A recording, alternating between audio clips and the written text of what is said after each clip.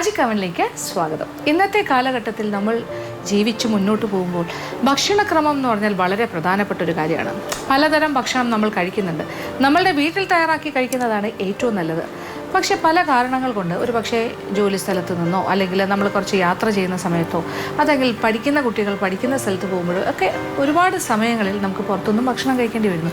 എങ്കിലും നമ്മുടെ എല്ലാം ഇഷ്ടമെന്ന് പറഞ്ഞാൽ വീട്ടിലെ ഭക്ഷണം തന്നെയാണ്. അമ്മ ഉണ്ടാക്കിയ ഭക്ഷണം എന്ന് പറഞ്ഞാൽ എല്ലാവർക്കും വലിയ ഇഷ്ടമാണ്. പല പല കടകളും ഈവൻ തട്ടുകടകൾ പോലും ഇപ്പോൾ വീട്ടിലെ ഭക്ഷണം പോലെ ഹോം മെയ്ഡ് ഫുഡ് എന്നുള്ള രീതിയിലാണ് ഹോം മെയ്ഡ് മീൽസ് എന്നൊക്കെ പറഞ്ഞ് ബോർഡ് വെച്ചിട്ടൊക്കെയാണ് വിൽക്കുന്നത്. അപ്പോൾ അത്തരം സ്ഥലങ്ങൾ തേടി പോകുന്ന ഒരു രീതി മലയാളിക്കുന്നുണ്ട്. അപ്പോൾ ഇതെല്ലാം എന്താണ് സൂചിപ്പിക്കുന്നത്? നമ്മുടെ നാടൻ വിഭവങ്ങളോടുള്ള നമ്മുടെ ഒരു ഇഷ്ടം. പിന്നെ ഇതിൻ്റെ ഒരു പ്രധാന കാര്യം എന്ന് പറഞ്ഞാൽ പിന്നെ കഴിക്കുന്ന ഭക്ഷണത്തിൽ ഇറച്ചിയാണെങ്കിലും മത്സ്യമാണെങ്കിലും ഇപ്പോൾ മത്സ്യം കഴിക്കുന്നതാണ് ആൾക്കാർക്ക് കൂടുതൽ ഇഷ്ടം. അപ്പോൾ സീസണലായിട്ടുള്ള മത്സ്യം കഴിക്കുകയാണെങ്കിൽ കുറച്ച് ലാഭവുമായിരിക്കും എന്നാണ് എനിക്ക് തോന്നുന്നത്. കാര്യം മത്സ്യം തന്നെ പലതരം മത്സ്യങ്ങൾ പല സീസണിലും ലാഭത്തിന് കിട്ടാറുണ്ട്. ചില സമയത്ത് ഭയങ്കര കോസ്റ്റ്ലി ആയിരിക്കും, കിട്ടാനും ഇല്ലാണ്ടാവും. പക്ഷേ ഇപ്പോഴത്തെ സീസണിൽ എന്താണ് അങ്ങനെയുള്ളതൊക്കെ നോക്കി നമ്മൾ വാങ്ങുകയാണെങ്കിൽ നമുക്ക് കുറച്ച് ബഡ്ജറ്റിൽ ഒതുങ്ങുന്ന രീതിയിൽ ഭക്ഷണം തയ്യാറാക്കാം, നല്ല സ്വാദോടു കൂടി കഴിക്കുകയും ചെയ്യാം. ഇപ്പം മാർക്കറ്റിൽ ചെന്നാൽ ഏറ്റവും കൂടുതൽ കാണുന്ന ഒരു മത്സ്യ വിഭവം എന്താണ്? ഇപ്പോൾ സീ ഫുഡിൻ്റെ കാര്യം പറയാനാണെങ്കിൽ പല കാര്യങ്ങൾ വരാറുണ്ട്. അതിലിപ്പോൾ ഏറ്റവും കൂടുതൽ കാണുന്ന കണവ എന്ന് പറയുന്ന ഒരു മത്സ്യം തന്നെയാണ്. അപ്പോൾ കണവയെന്ന് പറഞ്ഞാൽ കൂന്തൽ എന്നും ചില സ്ഥലങ്ങളിൽ പറയാറുണ്ട്. അപ്പോൾ ഈ കണവ ഇപ്പോൾ ഇഷ്ടംപോലെ കിട്ടുന്നുണ്ട്. അതുകൊണ്ട് തന്നെ കണവ കൊണ്ട് വ്യത്യസ്തമായ വിഭവങ്ങളൊക്കെ നമ്മൾ വീട്ടിൽ തയ്യാറാക്കാം. കൂടുതൽ ആൾക്കാരുണ്ടാക്കുന്ന തോരനാണ്, കണവ കൊണ്ട് തോരൻ. പിന്നെ റോസ്റ്റ് ഉണ്ടാക്കാം, കറി പോലെ വെക്കാം, അങ്ങനെ വ്യത്യസ്തമായ രീതിയിൽ സ്റ്റഫ് ചെയ്തുണ്ടാക്കാം. ധാരാളം കണവ കൊണ്ടുള്ള വിഭവങ്ങളുണ്ട്. നമുക്കത് നാടൻ രീതിയിൽ തന്നെയാണ് കണവ തയ്യാറാക്കാൻ ഇന്ന് ശ്രമിക്കേണ്ടത്. പക്ഷേ ചൈനീസ് സ്റ്റൈലിൽ നമുക്ക് കണവ ചെയ്യാം, പലതരം പരീക്ഷണങ്ങളാകാം. എങ്കിലും ഇന്ന് നമ്മളിവിടെ ഒരു നാടൻ കണവ ഉലർത്താണ് തയ്യാറാക്കുന്നത്. ഒരു എന്താ പറയുക, ബീഫ് ഉലർത്ത് പോലെയെന്നോ അല്ലെങ്കിൽ ചിക്കൻ ഉലർത്ത് പോലെയോ ഒക്കെ തയ്യാറാക്കാൻ പറ്റിയ ഒരു കണവ ഉലർത്ത്. വളരെ നാടൻ രീതി, ഉണ്ടാക്കാൻ എളുപ്പം, സ്വാദിൻ്റെ കാര്യത്തിലും മുന്നിൽ തന്നെ. അപ്പോൾ എങ്ങനെയാണ് ഈ കണവ ഉലർത്ത് ഉണ്ടാക്കുന്നതെന്ന് കാണണ്ടേ? അപ്പോൾ അതിന് വേണ്ട ചേരുവകൾ എന്തൊക്കെയാണെന്ന് നോക്കാം. കണവ 1/2 കിലോ ചെറിയ കഷ്ണങ്ങളായി നുറുക്കിയത്, മഞ്ഞൾപ്പൊടി 1/4 ടീസ്പൂൺ, പച്ചമുളക് 4 എണ്ണം നീളത്തിലരിഞ്ഞത്, ഉപ്പ് ആവശ്യത്തിന്. ഇനി മറ്റു ചേരുവകൾ: വെളിച്ചെണ്ണ 4 ടേബിൾ സ്പൂൺ, സവാള 3 വലുത് നീളത്തിലരിഞ്ഞത്, ഇഞ്ചി ചെറുതായി അരിഞ്ഞത് 2 ടേബിൾ സ്പൂൺ, വെളുത്തുള്ളി ചെറുതായി അരിഞ്ഞത് 2 ടേബിൾ സ്പൂൺ, പച്ചമുളക് 6 എണ്ണം ചെറുതായി അരിഞ്ഞത്, മഞ്ഞൾപ്പൊടി 1/4 ടീസ്പൂൺ, കുരുമുളക് പൊടി 1 ടീസ്പൂൺ, ഗരം മസാല പൊടിച്ചത് 1/2 ടീസ്പൂൺ, തേങ്ങ ചെറുതായി അരിഞ്ഞത് 1/2 കപ്പ്, കറിവേപ്പില 4 തണ്ട്, ഉപ്പ് ആവശ്യത്തിന്, സവാള വീണ്ടും 2 വലുത് ചെറുതായി അരിഞ്ഞത്. അപ്പോൾ നമ്മളുടെ കണവ ഉലർത്ത് തയ്യാറാക്കാം. അപ്പോൾ കണവ ഒരു 1/2 കിലോ എന്ന് പറയാം. ഏകദേശം എനിക്ക് തോന്നുന്നു ഒരു മീഡിയം സൈസ് കണവയൊക്കെ ആണെങ്കിൽ ഒരു 10, 13 അല്ലെങ്കിൽ 14, കുറച്ച് വലിയ കണവ. തീരെ ചെറുതാണെങ്കിൽ ഒരു 10, 18 എണ്ണം ആയാലും കുഴപ്പമില്ല. അപ്പോൾ എന്തായാലും കഴുകി വൃത്തിയാക്കി അത് അതിൻ്റെ അകത്ത് ആ ഒരു എന്താ പറയുക, ഒരു ആൾ പോലെ ഇരിക്കുന്ന ഒരു വലിയ മുള്ളും അതിൻ്റെ മഷിയും ഒക്കെ മാറ്റി അതിൻ്റെ തൊലിയെല്ലാം മാറ്റി പീസസ് ആയിട്ട് മുറിക്കുക. അങ്ങനെ പീസസ് ആയിട്ട് മുറിച്ച് കഴിയുമ്പോൾ ഏതാണ്ട് ഒരു 2 കപ്പോളം, 2.5 കപ്പോളം വരും, ഏതാണ്ട് 1/2 കിലോ എന്ന് പറയാം. അപ്പോൾ ആദ്യം നമ്മൾ ഒരു കുക്കറിലേക്ക് അടുപ്പ് കത്തിച്ചിട്ട് അതിലേക്ക് ഈ കഴുകി വൃത്തിയാക്കി വെച്ചിരിക്കുന്ന കണവയുടെ കഷ്ണങ്ങളും, നമ്മൾ വെള്ളമൊന്നും ഒഴിക്കുന്നില്ല, കണവയിൽ നിന്നും വെള്ളം ഇറങ്ങും ധാരാളമായിട്ട്, ആവശ്യത്തിനുണ്ട് അതിൽ.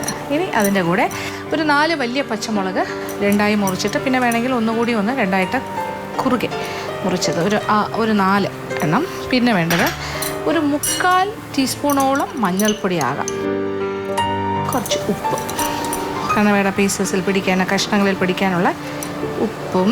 പിന്നെന്താ വേണ്ടേ? വേണമെങ്കിൽ ആദ്യമേ തന്നെ കുറച്ച് കറിവേപ്പിലയും കൂടി ചേർക്കാം. ആവശ്യത്തിന് കറിവേപ്പില ചേർക്കാം, ഇനിയും ചേർക്കാം, ഇടയ്ക്കിടയ്ക്ക് ചേർക്കാം. പക്ഷേ ഇപ്പോൾ നമ്മൾ ഈ സമയത്തും ചേർക്കുന്നു. ഇനി പ്രത്യേകിച്ചൊന്നുമില്ല, ഒന്ന് ഇളക്കി കൊടുക്കാം.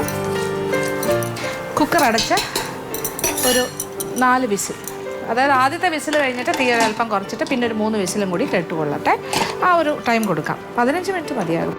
പിന്നെ കുറേ കാര്യങ്ങൾ ഇവിടെ റെഡിയാണ്. ഇതെന്തായാലും വെന്ത് വരട്ടെ. അത് കഴിഞ്ഞിട്ട് ആ ബാക്കി കാര്യങ്ങളെല്ലാം ചേർത്തിട്ട് നമുക്കൊരു ഉലർത്ത് തയ്യാറാക്കാം, നല്ല സ്വാദിഷ്ടമായൊരു കണവ ഉലർത്ത്. അപ്പോൾ നമ്മളുടെ കണവ ഒരു 10-15 മിനിറ്റ് സമയം ഞാൻ വേവിച്ചു. 4 വിസിൽ കേട്ടു, തീ ഓഫ് ചെയ്തു. അപ്പോൾ ചെറിയ തീയിലാണ് ആദ്യത്തെ വിസിൽ കഴിഞ്ഞിട്ട് തീ ചെറുതാക്കി. പിന്നെ ഇപ്പോൾ ഞാൻ ഇത് തുറന്ന് നോക്കി, അപ്പോൾ ഇച്ചിരി വെള്ളം ബാക്കിയുണ്ട്. അപ്പോൾ ഇനി ഈ വെള്ളം ഒന്ന് വറ്റണം. ഇച്ചിരി വെള്ളമേ ഉള്ളൂ, പക്ഷേ അത് ഇപ്പുറത്തെ അടുപ്പിലേക്ക് നമുക്ക് വയ്ക്കാം. അതവിടെ കിടന്ന് തിളച്ച് വറ്റിക്കോളും. ആ സമയം കൊണ്ട് മറ്റൊരു പാത്രം അടുപ്പിലേക്ക് വയ്ക്കും. ഇനി നമ്മൾ ഇതിനൊരു ഒലർത്തായിട്ട് തയ്യാറാക്കാൻ പോകണം. അപ്പോൾ ഇനി ബാക്കി കുറച്ച് വഴക്കൽ കാര്യങ്ങളൊക്കെ ഇല്ലേ, ആ സമയം കൊണ്ട് നമ്മുടെ ഇതൊന്ന് വറ്റി കിട്ടുകയും ചെയ്യും. ഇപ്പോൾ നമ്മളുടെ ഈ പാത്രം ചൂടായി കഴിഞ്ഞു. ഇനി ഇതിലേക്ക് കുറച്ച് വെളിച്ചെണ്ണ, ഒരു 4 ടേബിൾ സ്പൂൺ വരെ വെളിച്ചെണ്ണ ഒഴിക്കാം. ഇതിലേക്ക് ആദ്യം എന്താ ചെയ്യേണ്ടത്, വെളുത്തുള്ളി ഉണ്ട് 2 ടേബിൾ സ്പൂണോളം ചെറുതായി അരിഞ്ഞത്, ചതച്ചിട്ടാലും മതി. പിന്നെന്താ, ഇഞ്ചി ഉണ്ട് 2 ടേബിൾ സ്പൂൺ. ഇങ്ങനെ ഓരോന്നോരോന്നായിട്ട് ഇടാം. പച്ചമുളക് ഒരു 6 എണ്ണം. ഇതെല്ലാം എരിവിനനുസരിച്ചിട്ടാണ് ചേർക്കുന്നത്. നമ്മൾ ചുമന്ന മുളക് ചേർക്കുന്നേ ഇല്ല. അപ്പോൾ എണ്ണ ചൂടായി തുടങ്ങിയിട്ടുണ്ട്. ഇനി ഇതിലേക്ക് ആദ്യം നമ്മൾ വെളുത്തുള്ളി 2 ടേബിൾ സ്പൂൺ വെളുത്തുള്ളി ചെറുതായി അരിഞ്ഞ്. അപ്പോൾ അല്ലാന്നുണ്ടെങ്കിൽ ഇതെല്ലാം കൂടി ചതച്ച് ഒരു വലിയ കഷ്ണം ഇഞ്ചി, ഒരു വലിയ ഉണ്ട വെളുത്തുള്ളി, ഒരു 6 പച്ചമുളക് എല്ലാം കൂടി ചതച്ചെടുത്താലും മതിയാകും. ഇനി അതുപോലെ ഇഞ്ചി, കണവ ഏതാണ്ട് വറ്റി കഴിഞ്ഞു. ഇനി തീ ഓഫ് ചെയ്യാം. അപ്പോൾ ഇതൊരു സൈഡിൽ ഇരുന്നോട്ടെ. ഇതേ ഇത്രയും കണവ ഉണ്ടായിരുന്നാണ്, ഇപ്പോൾ ഇത്രയേ ഉള്ളൂ, അതിൻ്റെ നേർ പകുതിയായി. ഇനി ഇതിൻ്റെ നിറം മാറി തുടങ്ങുന്നതിന് മുന്നേ തന്നെ പച്ചമുളകും കൂടി ചേർക്കാം. അപ്പോൾ ഒരു 6 പച്ചമുളക് ചെറുതായി അരിഞ്ഞതാണ്. അപ്പോൾ സ്പൂൺ കണക്കാണെങ്കിൽ ഏതാണ്ട് ഒരു 3 ടേബിൾ സ്പൂണോളം വരും.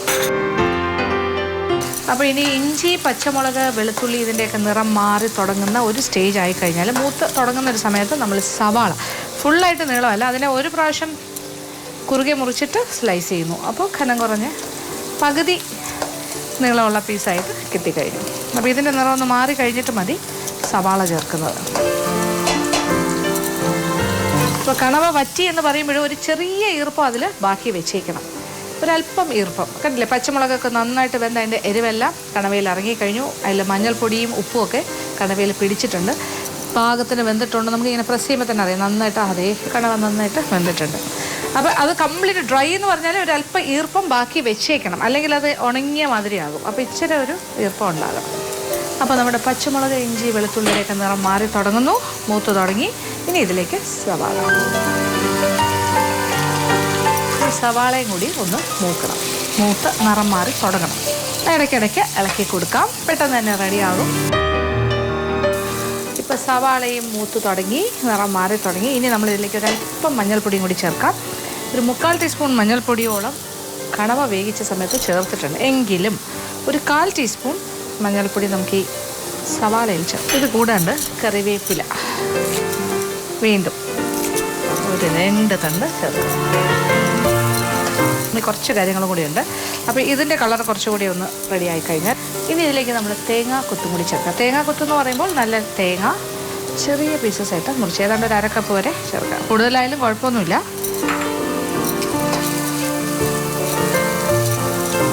ഇനി ഇതിലേക്ക് വേവിച്ച് വെച്ചിരിക്കുന്ന കണവ,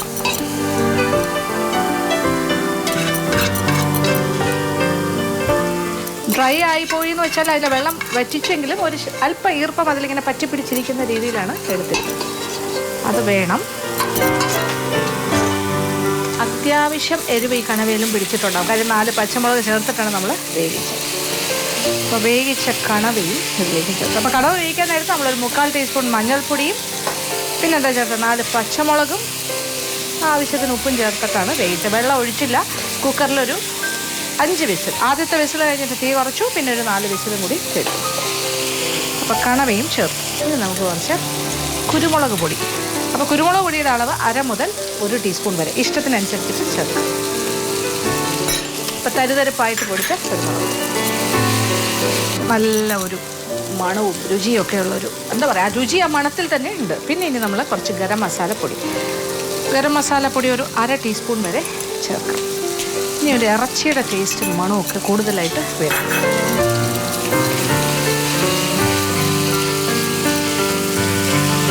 ഇപ്പോൾ ശരിക്കും ഒരു ബീഫ് വളർത്തിൻ്റെ മണം തന്നെയാണ് വരുന്നത്. ഈ അടുക്കളയിൽ നല്ലൊരു മണം.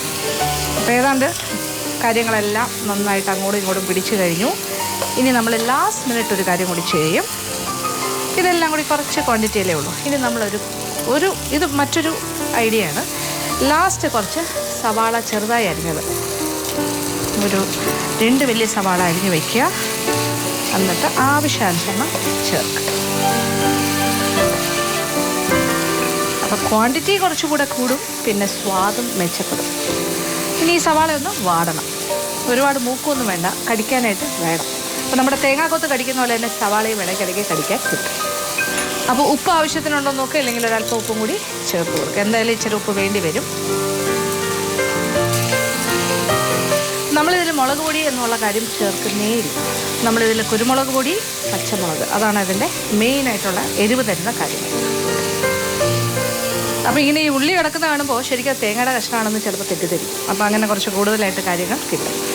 കണവയുണ്ട്, ആ കണവയുടെ രുചിയെല്ലാം ഇതിലേക്ക് നന്നായിട്ട് ഇറങ്ങും. അപ്പോൾ ഏതാണ്ടൊരു 5 മുതൽ 7 മിനിറ്റ് സമയം വരെ വഴറ്റാം.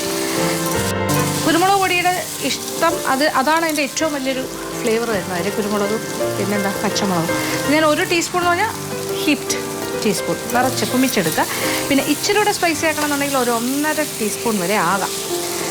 പിന്നെ അല്ലെങ്കിൽ പച്ചമുളകിൻ്റെ എരിവ് കൂട്ടാം, പക്ഷേ അത് വേണ്ട. എനിക്കൊണ്ട് കുരുമുളകിൻ്റെ എരിവ് കൂടുതൽ ക്വാണ്ടിറ്റി ഇടുന്നതായിരിക്കും ഇതിന് സ്വാദ്. എന്തായാലും നമ്മുടെ ഒലർത്ത് റെഡിയായി കഴിഞ്ഞു. നല്ല മണം, ഒരു എന്താ പറയുക, ബീഫ് ഒലർത്ത് പോലെ മണക്കുന്നു. നെത്തി ഓഫ് ചെയ്തിട്ട് വിളമ്പുന്ന പാത്രത്തിലേക്ക് മാറ്റാം.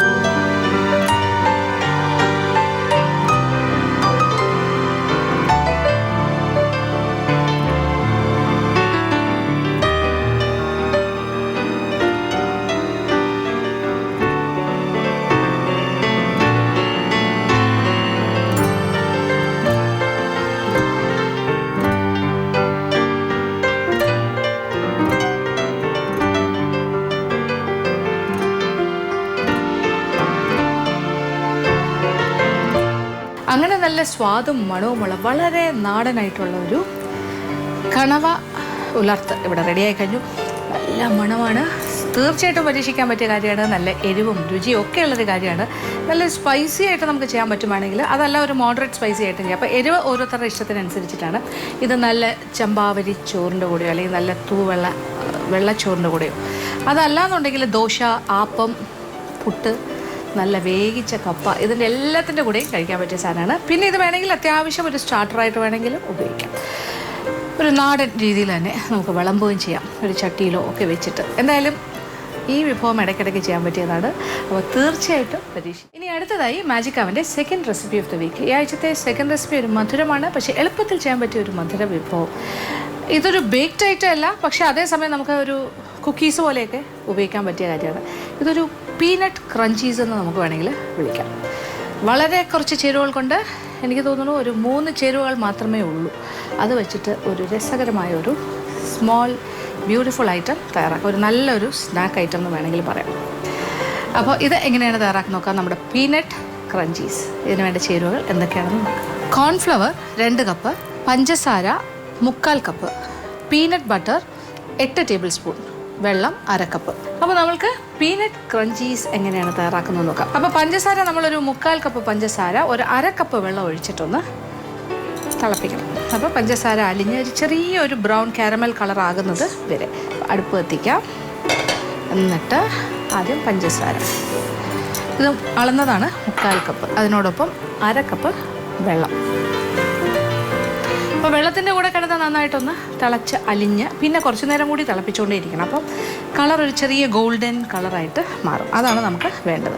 പിന്നെ നമ്മളുടെ പീനട്ട് ബട്ടർ ഉണ്ട്, ഏതാണ്ട് 8 table spoon, cornflour 2 cup heaped നിറച്ചെടുത്തിട്ടുണ്ട്. അപ്പോൾ ഇത്രയാണ് ഇപ്പോൾ റെഡിയാക്കി വെച്ചിരിക്കുന്നത്. അപ്പോൾ എന്നാലും പഞ്ചസാര അലിഞ്ഞൊന്ന് നന്നായിട്ട് തിളച്ച് വരട്ടെ. ഇപ്പോൾ പഞ്ചസാര കുറച്ചുകൂടി തിക്കായി ഏതാണ്ടൊരു ഒരു നൂൽ പാക് പോലെ ആകാൻ തുടങ്ങുന്ന ഒരു സ്റ്റേജ്. അപ്പോൾ കളറും ചെറുതായിട്ടൊരു ഗോൾഡൻ ആയി തുടങ്ങുന്നു. തീ അല്പം കുറയ്ക്കാം. എന്നിട്ട് ഇതിലേക്ക് നമ്മൾ എടുത്ത് വെച്ചിരിക്കുന്ന പീനട്ട് ബട്ടർ ഏകദേശം 8 ടേബിൾ സ്പൂൺ, ഞാനത് കറക്റ്റ് അളന്നാണ് എടുത്തിരിക്കുന്നത്. 8 വലിയ ടേബിൾ സ്പൂൺ പീനട്ട് ബട്ടർ, അതും കൂടി ചേർക്കാം. ഇതിൻ്റെ കൂടെ ചേർത്ത് നന്നായിട്ട് യോജിപ്പിക്കും. ഈ പഞ്ചസാര ഈ ഒരു സിറപ്പിലേക്ക് ഞാൻ തീ അല്പം കുറച്ചിട്ടുണ്ട്. പീനട്ട് ബട്ടർ എന്ന് പറയുമ്പോൾ അത് കപ്പലണ്ടിയിൽ ഉണ്ടാവുന്നതാണ്. കപ്പലണ്ടി അരച്ച് ആ ഒരു പൊസിഷനിലെത്തുന്നത്. അപ്പോൾ ഇടയ്ക്കിടയ്ക്ക് കപ്പലണ്ടിയുടെ തരികളും ഉണ്ടാകും. അതാണ് ഒരു പീനട്ട് ക്രഞ്ചീസ് എന്ന് ഞാനിതിന് പേരിട്ടിരിക്കുന്നത്. ക്രഞ്ചി പറഞ്ഞാൽ കുറച്ചൊരു കരുകരിപ്പ്, അതിനാവശ്യമായിട്ട് നമ്മൾ കോൺഫ്ലേക്സും ചേർക്കുന്നത്. അപ്പോൾ ഒരു കരുകരിപ്പുള്ള ഒരു കാര്യമാണിത് ചെയ്യുന്നത്. 8 table spoon peanut butter, 1/4 cup പഞ്ചസാര, 1/2 കപ്പ് വെള്ളം. പീനട്ട് ബട്ടറും കൂടി ചേർത്ത് നന്നായിട്ടൊന്ന് ഇളക്കി അത് രണ്ടും കൂടെ. കാര്യം പീനട്ട് ബട്ടറിന് മധുരമില്ല, അധികം സ്വീറ്റല്ല. അപ്പോൾ ഇപ്പം നമ്മൾ ആവശ്യത്തിനുള്ള സ്വീറ്റ് കൊടുത്തിട്ടുണ്ട്, പഞ്ചസാര ചേർത്തതുകൊണ്ട്. നമ്മൾ 2 വലിയ കപ്പ് കോൺഫ്ലേക്സാണ് ഇവിടെ റെഡിയാക്കി വെച്ചിരിക്കുന്നത്, എടുത്ത് വെച്ചിരിക്കുന്നത്. അപ്പോൾ ആവശ്യാനുസരണം ഇതിലേക്ക് ഇടാം.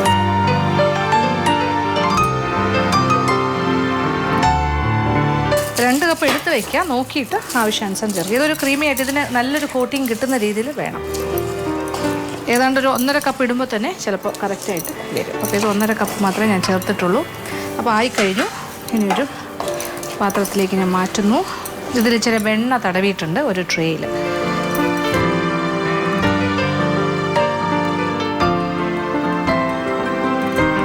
അതിനെ കുറച്ച് ഹീപ്റ്റായിട്ട് തന്നെ ഇങ്ങനെ വെക്കുകയാണ്. എന്നിട്ട് നമ്മൾ ഇതിനെ ഇനി വേണം നമ്മൾ ഷേപ്പ് ചെയ്യാൻ. അത് പെട്ടെന്ന് തണുത്ത് പോകുന്നതിന് മുമ്പ്, അതായത് ഹാർഡ് ആകുന്നതിന് മുമ്പ് തന്നെ നമ്മളൊന്ന് ഷേപ്പ് ചെയ്യുന്നു.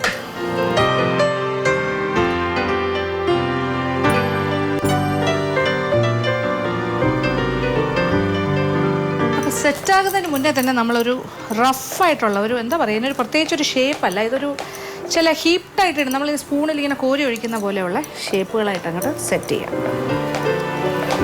2 സ്പൂണിൻ്റെ സഹായത്തോടു കൂടി ഇങ്ങനെ ആക്കാം. ഇത് സെറ്റായി കഴിയുമ്പോൾ അത് ഏത് ഷേപ്പിലാണോ ആക്കി വെച്ചിരിക്കുന്നത് അത് അങ്ങനെ തന്നെ ഉണ്ടാവും. അപ്പോൾ തണുക്കുന്നതിന് മുന്നേ തന്നെ ഇങ്ങനെ സ്പൂൺ കൊണ്ടൊന്ന് ഷേപ്പ് ചെയ്യാം. അപ്പോൾ ഇതൊരു റഫായിട്ട് ഇങ്ങനെ നമ്മളിങ്ങനെ സ്പൂണിൽ കോരി വയ്ക്കുക. റോക്സ് പോലെയാണ് ഇരിക്കുന്നത്. അപ്പോൾ ഒരു പീനട്ട് ക്രഞ്ചി റോക്സ് എന്ന് വേണമെങ്കിലും പേരിടാം. ഒരു പാറക്കല്ല് മാതിരി അങ്ങനെ ഉള്ളൊരു ഷേപ്പിൽ, ഇതൊരു ഷേപ്പ് ചെയ്ത് ചെയ്യുന്നൊരു സാധനമല്ല, ഇത് ആ രീതിയിലുള്ളൊരു ഐറ്റമാണ്. അത്തരം ഒരു കുക്കി സ്റ്റൈലിലൊരു കാര്യം.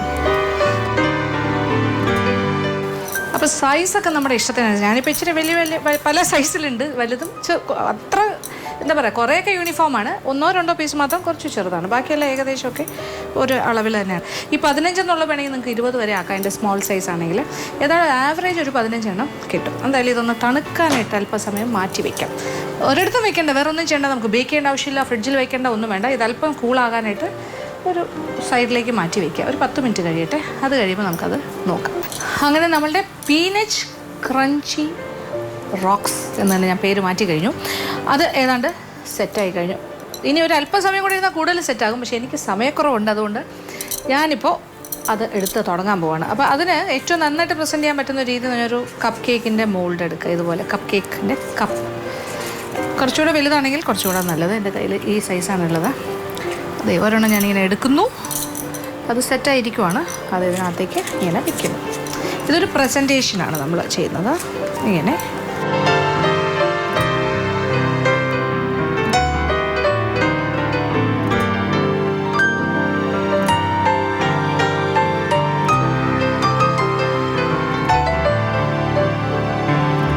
ഈ രീതിയിൽ കംപ്ലീറ്റ് 15 പീസസും നമ്മളിങ്ങനെ കപ്പിനകത്തേക്ക് മാറ്റും.